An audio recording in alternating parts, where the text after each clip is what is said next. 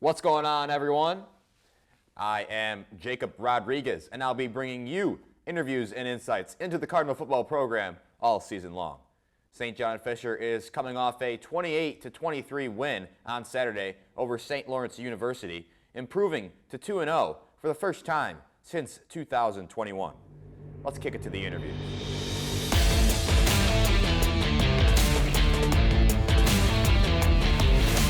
Joining us now on Fisher Football Focus is head coach Ed Raby. Coach, thanks for stopping by. Thanks for having me. So Fisher is 2-0 for the first time since 2021. What's the tone in that locker room right now? I think there's a lot of excitement. At the same time, I feel like, we met yesterday as a team and felt like we left some meat on the bone again, 2 straight weeks. So there's a lot of excitement. We're really excited for the challenge this week, but we know we have to get a lot better. Yeah, and Will Lederman for St. Lawrence put up a valiant effort on Saturday, accounting for over 300 total yards and 3 touchdowns.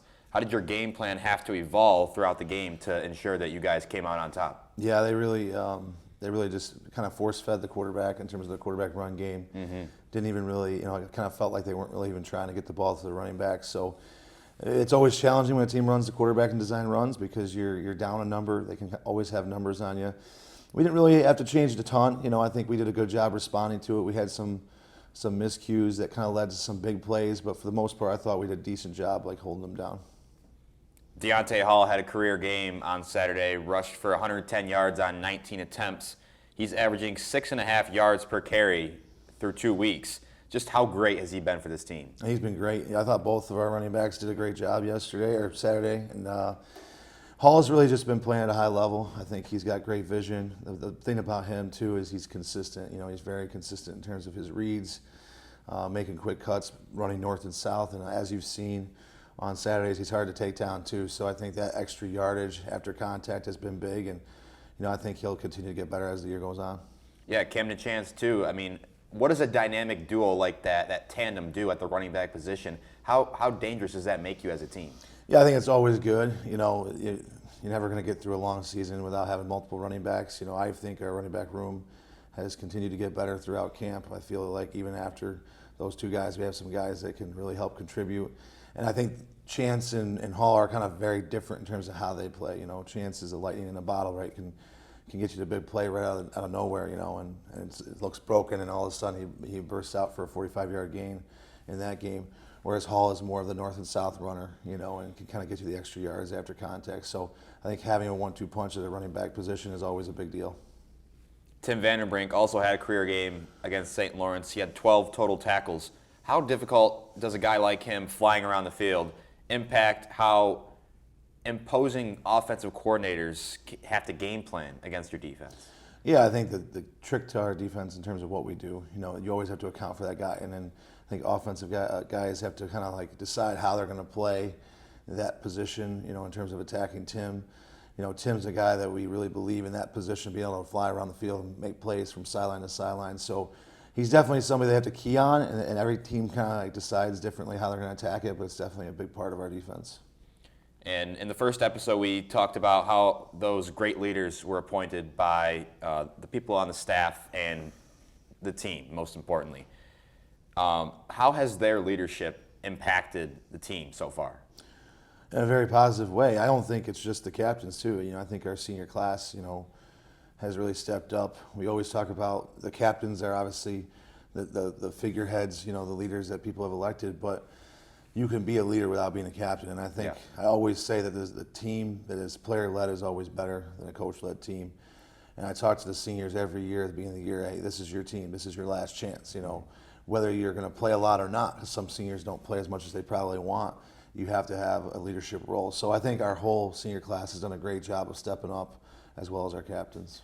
A lot of coaches don't think like that a player-led team is the best way to go. Where does that mindset come from for you, and how have you seen that be successful in your first few years as a head coach? Yeah, I just feel like if you always, as a coach, have to be the one holding people accountable or reminding them the importance of preparation or the importance of, when you're having a bad day, still being able to execute at a high level, it just becomes kind of like mundane and kind of like people start to block it out. But when your teammates, your peers, right, the guys that count on you, that you're kind of they're relying on you to be your best. When they're the ones leading, it's just a lot easier, right? When it comes from your peers. So Yeah. I've always felt like when the players take the horn, right, and be the leadership, it lets the coaches focus on teaching. And then the guys on the team know that, hey, if I'm not meeting the standard, I'm letting my teammates down. All right, so let's look ahead to the U of R Yellow Jackets coming up in week 3. They're putting up 34 points a game, and they're allowing just 15 points a game. So what's the game plan to come out 3-0? Well, we're going to have to play our best football game. I think U of R, when you watch the film, obviously we're shortly into this plan, but they are very well coached. They're very disciplined. They don't beat themselves on both sides of the ball. It's on their defense, I think, has played tremendous the first 2 weeks. And if you look at the Morrisville game, their defense put them in some really good positions to score. I think it's unique what they do on offense. They're playing 3 quarterbacks, which you don't see a lot of teams do. So you kind of have to have a plan for each one, and they just haven't hurt themselves. So we're going to have to play our best football game on Saturday in order to go 3-0. What do you come away from week 2 as things that need to be worked on before Saturday's matchup? I think we're a wildly inconsistent team. We in this past game, I feel like we had 2 opportunities to kind of like have that killer instinct. We were up 14-0, and then we were up 28-10. And in both situations, we allowed turnovers or mental errors to kind of let St. Lawrence back into the game and make it a closer game than probably should have been, in my opinion. I feel like we could have executed at a much higher level. So, like for us, in order to be where we want to be, and accomplish the things that we want to accomplish, we have to become a much more consistent football team. And I think that's our biggest weakness right now as a team. How does that conversation go with the guys in the room? Does that come just from you? I'm sure, your leaders in that room, whether that be your captains or the seniors on the team. I'm sure there's even other guys that are stepping up, just natural-born leaders. How does that conversation go about the inconsistencies? I think it's just being honest with them, tell them the truth. I think sometimes when you're 2-0 and, you feel good about the start, like you kind of lose sight of the problems, right? And our job as coaches and leaders is to point out, hey, we're far from a perfect product. And, I don't have a problem with a guy getting physically beat sometimes, right? Sometimes, another person's going to physically beat you. But when you beat yourself, right, mental errors, and you don't align right, you don't know your assignment, or you're not executing the proper technique, right now we're doing too many of those things wrong for us to be successful. So it's just being honest with them, and they know they got to get better. So once again, we thank head coach Ed Raby for stopping by, and best of luck heading into week 3 against U of R. Thank you. Appreciate it. Joining us now on Fisher Football Focus is the first-year offensive coordinator of Cardinal football, Brees Segala. Coach, thanks for taking the time. Thanks for having me. Appreciate it. So just first off, tell us a little bit about yourself. What steps have led you to being the offensive coordinator here at St. John Fisher? Yeah, I would say, a local guy from Webster, New York, so not too far from here. Played my college ball at SUNY Cortland, and then after Cortland, had an opportunity to join the Fisher staff here. Coached quarterbacks, was a recruiting coordinator, and was coaching the JV team as well for 2 years. And then this past fall, I did not coach football. Got out of the sport, went and did some sales.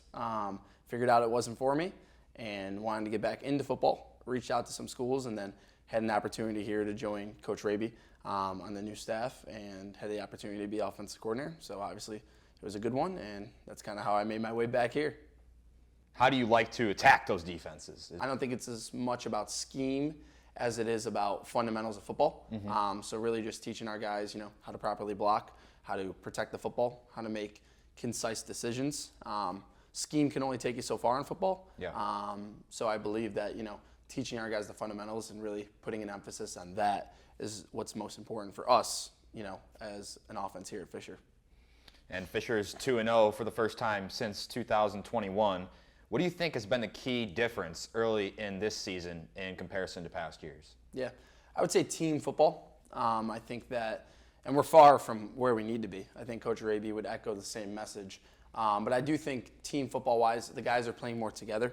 And, defensively, the guys have been flying around and making plays. So as an offensive coordinator and coaching the offense, it's, definitely a pleasure to have the defense do what they've been doing because I think they've been playing some really good football. And I think offensively, like our guys are doing what we're coaching them to do. They're executing.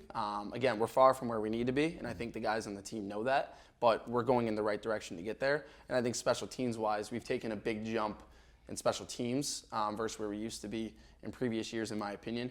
And I think that's been a big, big part of why we've been able to get off to the start that we've gotten off to, was because field position, things like that. So just team football. I think guys are playing harder for each other. There's a really good bond between the guys. And I think that's something that, you might not see when you watch the film, but like on the practice field, those guys are playing for one another, Mm-hmm. And how have you and Coach Raby sort of meshed in both of your first year as head coaches, respectively? Yeah. I think that working under and working with Coach Raby is a pleasure because of the fact that I'm going to quote Tim Vanderbrink, junior captain for us. Coach Raby is football 25-8. So he's got a blue-collar mentality and a hungry and desperate mentality that he brings to the plate every day. So, like, you never really earned anything. Like, you have to go out and, like, prove it each and every day that we have to play our best, execute at the highest level. And if we don't do that, we're not going to get what we want. So I think the guys really feel that, right? 2-0, off to a good start, but, like, practice is only getting harder. Practice is only getting more intense because that's the way it should be. And, like, that's what really good football teams do. Yeah. And I think that, working with Coach Raby and his style and my style and Coach Foley and Coach Ricky and all the other guys on staff, I think that we've meshed well as a group of coaches. And I believe that our philosophy together is, showcasing itself amongst the players. So you took a brief hiatus in there in your career from being around football, but you were there for a while, and you were here for a while before. What kind of developments have you seen in this offense year over year, and in specific, Ryan Whitney, who started all 10 games last year as a starter and has gotten off to a good start so far this year? Yeah, for sure. I mean, I'll speak on Ryan first. As a coordinator, life is easy when your quarterback is a coach on the field, right? So I think the one credit I give to Ryan is he knows where everyone else is supposed to be in addition to obviously himself, right? He helps guys get aligned. He helps guys know their assignments. So it's a credit to him and the time and effort he puts in to make sure that he's ready each and every week. And he's a good leader for our team, right? He's a good leader for our program. He was unanimously voted as a captain. So you don't just get unanimously voted if you obviously don't have the belief of your teammates. So I think that Ryan has garnered the belief of the guys and has done some really good things for this football program and has developed from last year to this year, and he's really, I think last year he learned a ton and got a lot of game experience, and there's no better way for someone to learn than through game experience. So I think that's shown in the first 2 games. Being cool, calm, and collective in the pocket is definitely in part of the experience he had over 10 games last year as a sophomore. And now I have a two-parter for you. Back in 2021, you finished as one of just 15 finalists for the Gagliardi Trophy at SUNY Cortland as a senior starting quarterback. How has that experience of playing so well and at such a high level shaped your approach as a coach today? And do you feel that any of your background contributes to the amount of trust and buy-in that you get from your offense? Yeah, I think a lot of my successes as a player comes from coaching, right? So Coach Fitzpatrick, he was the head coach at Cortland, and now he's made his way to being the head coach at Colgate University. So I think a lot of what I've learned from him, I've tried to take and use in A, my schematical style of coaching, but B, just like my philosophical approach in coaching. So I would have to credit Coach Fitzpatrick. And the buy-in from the offense or the buy-in from the team isn't just like me, and I don't think it's just me at all. It is the whole staff, and then on the offensive side of the ball, it is Coach Foley, our offensive line coach. It's Coach Newberry, our running backs coach. It's Coach Blake, our receivers coach, and it's Coach Toby, our tight ends coach. Those 4 guys dedicate themselves every single day to finding ways to getting better, and I think our kids see that, they buy into that, and as a result, that's how you create trust, and then on the field, we obviously hopefully play better as an offensive unit. So I think I would accredit those 2 things to buy in. Coach Fitzpatrick, obviously, with what I've been taught through him, and then obviously the other guys in the offensive staff who have been, giving it their all to make sure our guys are in the best spot to win games. U of R comes into the week at 2-0 as well. Their defense has allowed just 15 points a game, and I mean, I guess what's the key to come out on top? Yeah, for sure. I think it's playing consistent. Okay, our theme of the week as a team and really as an offense as well has been consistency, right? I believe in our first 2 games so far, offensively, we've done some good things.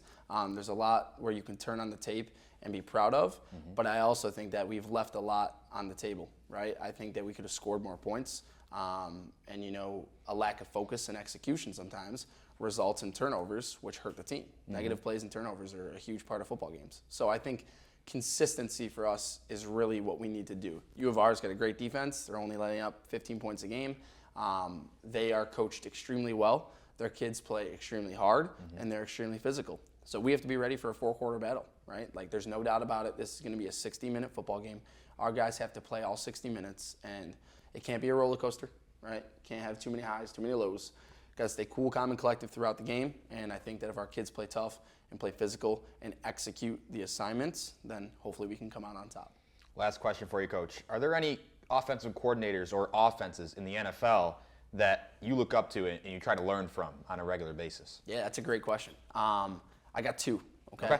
One, obviously working here at the university, having the Buffalo Bills here, that's pretty solid. So Yep. I love watching Joe Brady. I think he does some really cool stuff in motion and creative ways of using personnel to get individuals open on the field. And obviously having a front row seat in the summer, that's a not bad one. Yeah. And then my second one would be the Green Bay Packers with LaFleur. I think that the Packers do a phenomenal job of masking schemes through different formations, through different motions, but they're really running the same plays. And I think good offensive coordinators can run a small amount of plays, but make them look different to a defense. But your kids know that it's the same play, and they can rep it over and over again. So then, in my opinion, they get better at that simple play. So I would say Joe Brady and Matt LaFleur are 2 offenses that I like to watch, and I wouldn't say replicate our offense off of, but it's cool to find ideas and see what they're doing. For sure. Coach Segala, we thank you for taking the time today, and best of luck heading into week 3 against U of R. Thank you, my man. Appreciate it. That's going to wrap things up for this week's episode of Fisher Football Focus. As always, I hope you enjoy, and let us know who you want to hear from as the season progresses. Best of luck to the team heading into week 3 as they look to improve to 3-0 on Saturday against the U of R Yellow Jackets. I'm Jacob Rodriguez. Go Cardinals!